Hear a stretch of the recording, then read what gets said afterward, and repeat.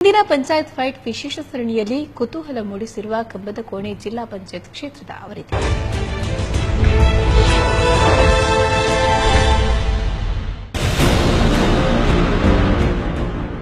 ಕಂಬದಕೋಣೆ ಜಿಲ್ಲಾ ಪಂಚಾಯತ್ ಕ್ಷೇತ್ರ ಇದು ಬಹುತೇಕ ಸಮುದ್ರ ತೀರದಲ್ಲಿರೋ ಕ್ಷೇತ್ರ. ಇದು ಕಂಬದಕೋಣೆ, ಕಿರುಮಂಜೇಶ್ವರ ಸೇರಿದಂತೆ ಒಟ್ಟು 2 ತಾಲೂಕು ಪಂಚಾಯತ್ ಕ್ಷೇತ್ರಗಳನ್ನು ಹೊಂದಿದ್ದು 28,884 ಮತದಾರರಿದ್ದಾರೆ. 10 ಜಿಲ್ಲಾ ಪಂಚಾಯತ್ ಕ್ಷೇತ್ರಗಳ ಪೈಕಿ 6 ಮಂದಿ ತೃತೀಯ ಲಿಂಗದ ಮತದಾರರಿರುವುದು ಈ ಕ್ಷೇತ್ರದ ವಿಶೇಷ. ದೇವಾಡಿಗ ಸಮುದಾಯದವರೇ ನಿರ್ಣಾಯಕರಾಗಿರುವ ಈ ಕ್ಷೇತ್ರದಲ್ಲಿ ದೇವಾಡಿಗ ಸಮುದಾಯದ ಅಭ್ಯರ್ಥಿಗಳೇ ಕಣದಲ್ಲಿರುವುದು ಸಹಜವಾಗಿಯೇ ತೀವ್ರ ಕುತೂಹಲಕ್ಕೆ ಕಾರಣವಾಗಿದೆ.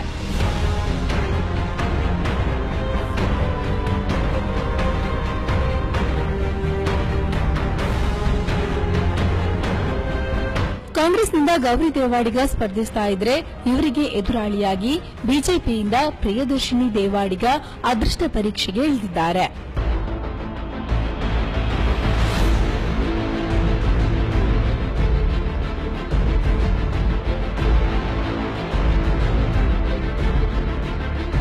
ಕಾಂಗ್ರೆಸ್ ಅಭ್ಯರ್ಥಿ ಗೌರಿ ದೇವಾಡಿಗ ಈ ಹಿಂದೆ ಬಿಜೆಪಿಯಲ್ಲಿದ್ದು ಇದೀಗ ಕಾಂಗ್ರೆಸ್ಗೆ ಸೇರ್ಪಡೆಗೊಂಡಿದ್ದಾರೆ. ಇದು ದೇವಾಡಿಗ ಸಮುದಾಯದವರ ಕೆಲವರ ಅಸಮಾಧಾನಕ್ಕೆ ಕಾರಣವಾಗಿದೆ ಎನ್ನಲಾಗುತ್ತಿದೆ.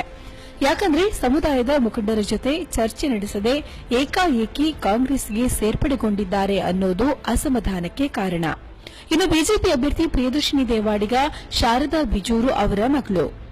ಆದರೆ ಶಾರದಾ ಬಿಜೂರು ಹಲವು ವರ್ಷಗಳಿಂದ ಕಾಂಗ್ರೆಸ್ನಲ್ಲಿ ಗುರುತಿಸಿಕೊಂಡು ನಂತರ ಬಿಜೆಪಿಗೆ ಸೇರ್ಪಡೆಗೊಂಡಿದ್ರು.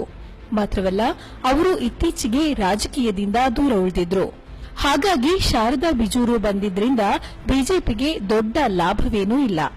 ಆದರೆ ಪಕ್ಷದಿಂದ ಸ್ಪರ್ಧೆಗೆ ಇಳಿದಿರುವ ಪ್ರಿಯದರ್ಶಿನಿಯವರನ್ನ ಹೊಸ ಮುಖ ಅನ್ನೋದನ್ನ ಎನ್ಕ್ಯಾಶ್ ಮಾಡುವ ಪ್ರಯತ್ನವನ್ನ ಬಿಜೆಪಿ ಮಾಡ್ತಾ ಇದೆ. ಹೊಸ ಮುಖಗಳನ್ನ ಯುವ ಮತದಾರರು ಬೆಂಬಲಿಸುವರು ಅನ್ನೋ ಲೆಕ್ಕಾಚಾರ ಬಿಜೆಪಿಯದ್ದು.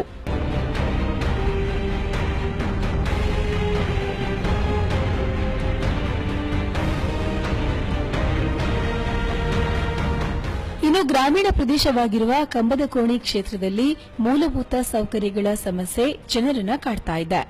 ಅಲ್ಲದೆ ಸಮುದ್ರ ತೀರದಲ್ಲಿರುವ ಪ್ರದೇಶಗಳಲ್ಲಿ ಕುಡಿಯುವ ನೀರಿಗಾಗಿ ಜನ ಪರದಾಡ್ತಾ ಇದ್ದಾರೆ. ಅಲ್ಲದೆ ಇನ್ನೂ ಕೆಲವೆಡೆ ರಸ್ತೆಗಳು ನಿರ್ಮಾಣವಾಗಬೇಕಾಗಿದೆ.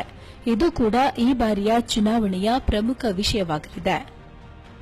ಒಟ್ನಲ್ಲಿ ಕುತೂಹಲ ಕೆರಳಿಸಿರುವ ಕಂಬದಕೋಣೆ ಕ್ಷೇತ್ರದಲ್ಲಿ ಯಾವ ಅಭ್ಯರ್ಥಿಗಳು ಗೆಲ್ತಾರೆ ಅನ್ನೋ ಲೆಕ್ಕಾಚಾರ ಕಷ್ಟಸಾಧ್ಯವಾಗಿದೆ.